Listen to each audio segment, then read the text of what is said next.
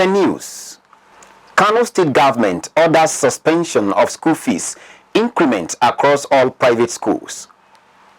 Niger Republic's military junta agrees to dialogue with ECOWAS. In sports, former unified heavyweight champion Anthony Joshua gets first knockout win in 3 years. This is MLC TV Global News, reaching you live from the city of Lokoja, the confluent state of Nigeria. I am Joshua Adinoi. Thanks for joining us. The Kano state government has ordered the suspension of school fee increment across all private primary and secondary schools in the state.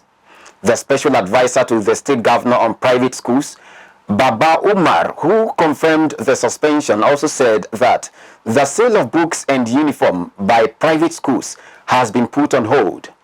Also, Umar disclosed that all certificates from private schools have been revoked. According to him, the government has commenced the issuance of application forms for the registration of private schools, following the withdrawal of certificates of operations of the schools by the state government. This, he said, will end on Friday, August 18, 2023. Umar mentioned that the new registration seeks to ensure the availability of a database for monitoring, noting that parents have been advised against paying fee increment in any of the schools.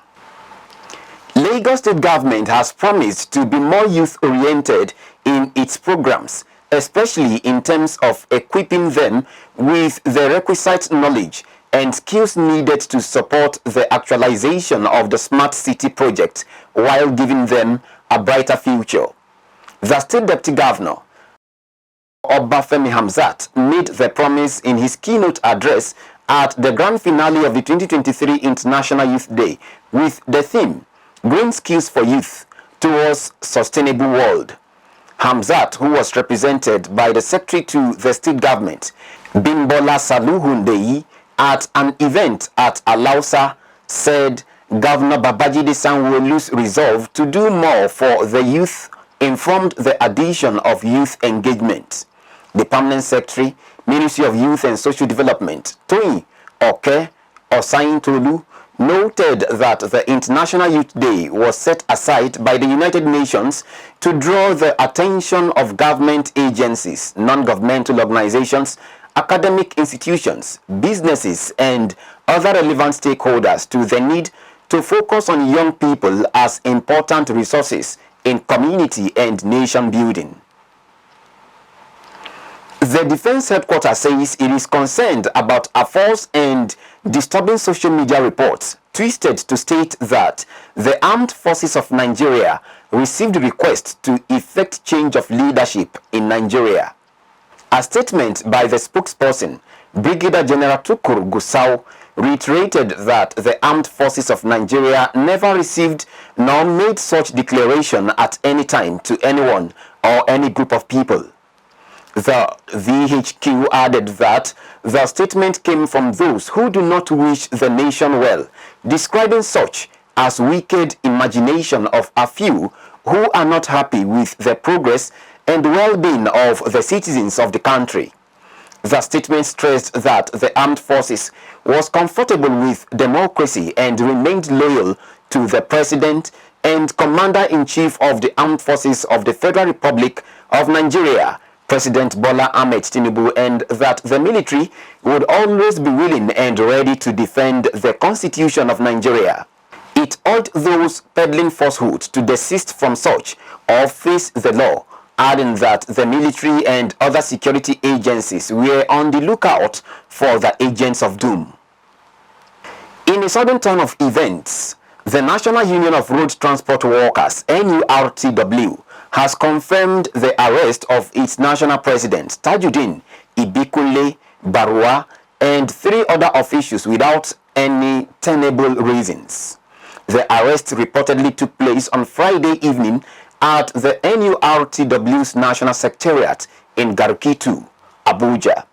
The Deputy President of the Union, Issa Ore, who confirmed the development to journalists in Abuja, expressed shock over the arrest, saying that they were preparing for the inauguration and swearing-in of the newly elected National Administrative Council members when the police arrived, asked them to leave the premises, and proceeded to seal off the secretariat.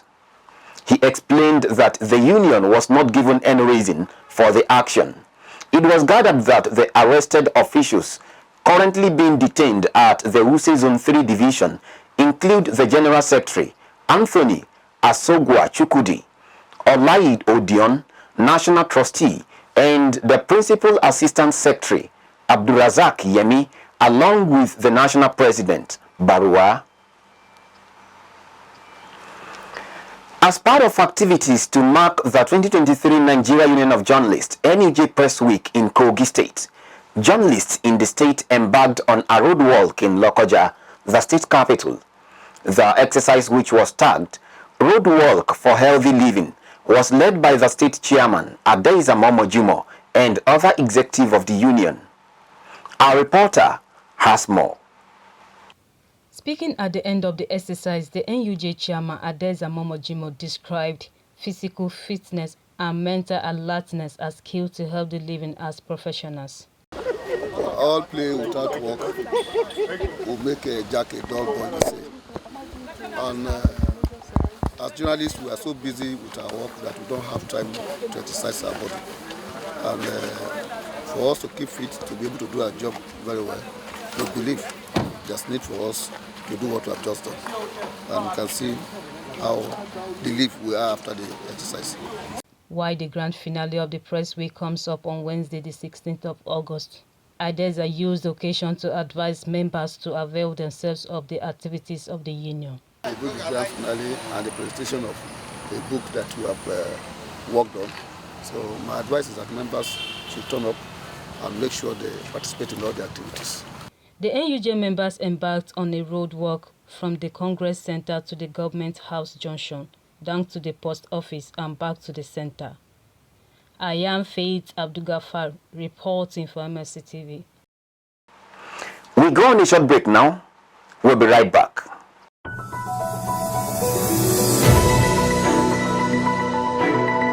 MLC TV Online is here. For your timely and reliable news that reaches you fast with the breaking news, choose MLC TV. Get human interest stories right here on MLC TV. With entertainment, sports, business, culture, tourism, and fashion news stories all featured on MLC TV. Not forgetting political and current affairs news, state and federal government and people's matters will be discussed regularly on MLC TV. MLC TV, your one-stop online destination for unbiased, accurate news, entrepreneur ideas, and youth matters to the rest of the world. MLC TV, reaching everywhere, informing everyone.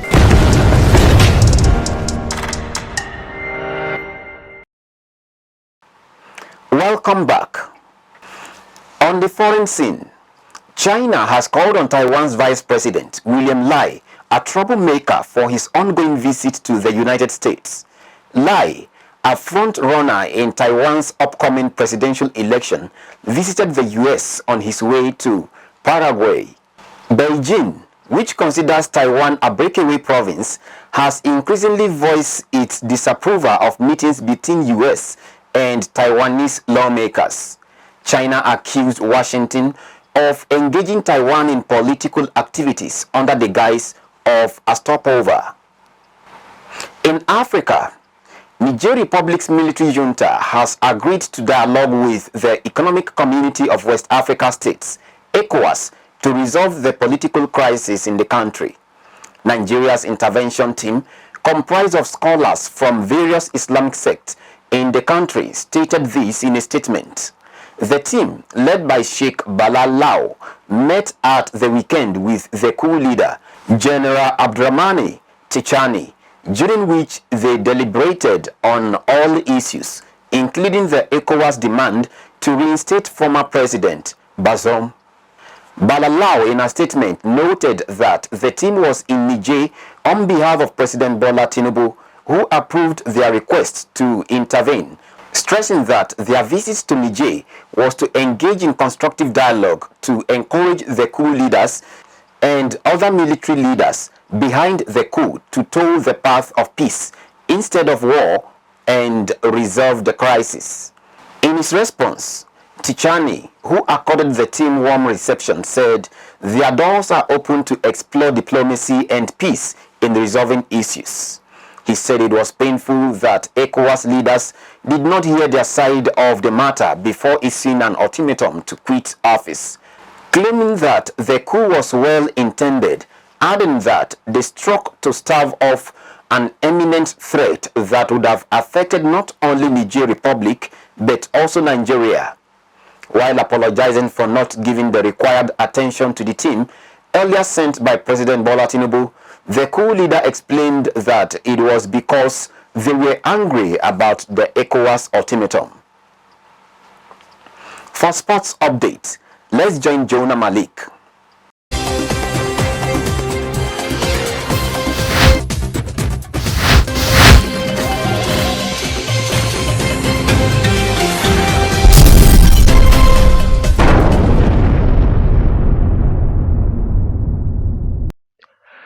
Hello and glad to have you on Sports Update on MLC TV Global News. The English Premier League kicks off over the weekend with Burnley welcoming the defending champions Manchester City on Friday night. In the Super Sunday clash at Stamford Bridge, Alex Diaz scored on his Premier League debut as Chelsea began their Premier League season with a draw against Liverpool in manager Mauricio Pochettino's first competitive game in charge. The French defender, a 38.8 million buy from Monaco, equalized for the Blues in the 37th minute of the game after Luis Diaz had opened the scoring early for Liverpool. Ben Chilwell and Mohamed Salah then saw their goals ruled out in the first half following video assistant referee checks. Despite half chances for Diaz and another debutant, Nicholas Jackson, neither side could capitalize on their opportunities and prevent a fifth consecutive draw between the two sides. Still on sport, and moving straight to boxing, former unified heavyweight champion Anthony Joshua has delivered a 7th-round knockout of Robert Helenius on their heavyweight affair, making it his first KO win since he defeated Kubrat Pulev on December 12, 2020. Joshua was originally set for his third clash with White at the O2 Arena, having lost to his fellow Britain as an amateur before knocking him out in 2015. However, White returned an adverse finding in a drug test last week, leading him to be pulled out from the event. Helenius stepped in just 7 days after having fought and won in Finland. Joshua celebrated the win by leaping outside the ring and embracing former UFC champion Conor McGregor. Joshua will be encouraged by his result ahead of his potential clash against the former WBC heavyweight champion. And that's all on Sports Update. I am Jonah Malik reporting. Back to Akasta for more stories.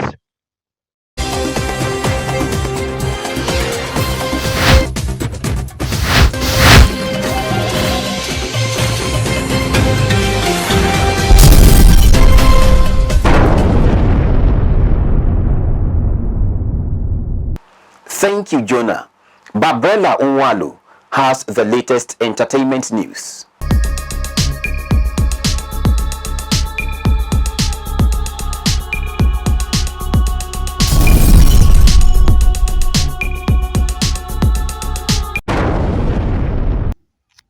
Welcome to MLC TV Entertainment News. I am Babrela Onwalu.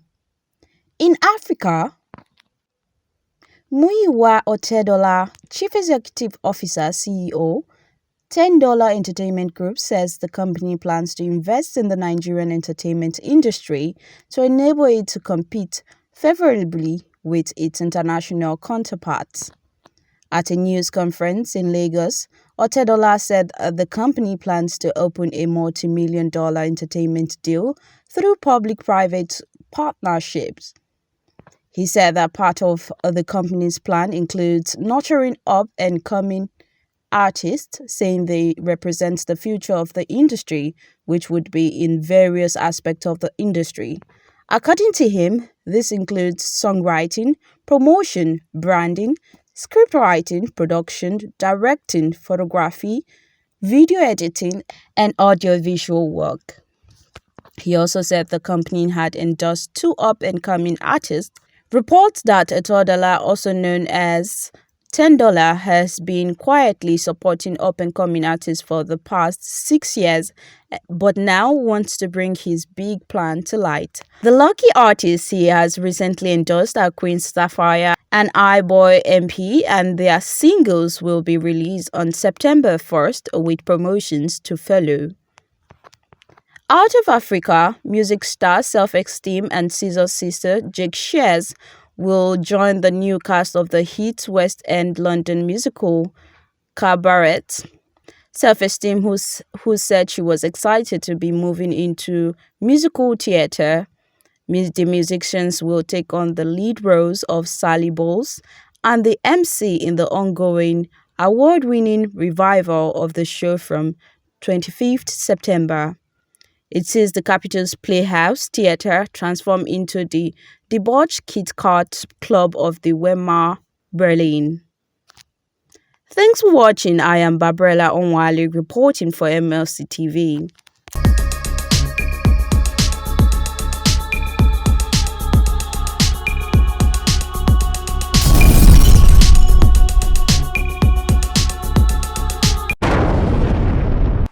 Thank you, Babrella. And that is the size of our package for today. Do support us by subscribing to our YouTube channel, Malakite TV. Like and follow our Facebook page, MLC TV, MLC TV2, MLC TV Yoruba, and Ebiravabe MLC TV. Instagram, MLC TV 2021, Twitter, Malakite TV, and TikTok, Malakite_TV. For your event coverage, appearance on any of our programs, contributions, comments, advert placement, or sponsorship, please call or send SMS to any of our numbers displayed on your screen. Join Malakite TV online on weekends to watch our various programs. Saturday 7 p.m. Political Arena, Sunday 6 p.m. Women's World, and Monday 9 a.m. The Opinion. It's Malakite TV, reaching everywhere, informing everyone. Please continue to be a brother's keeper to build a happier and better society together. I am Joshua Adenoy. Thank you for watching.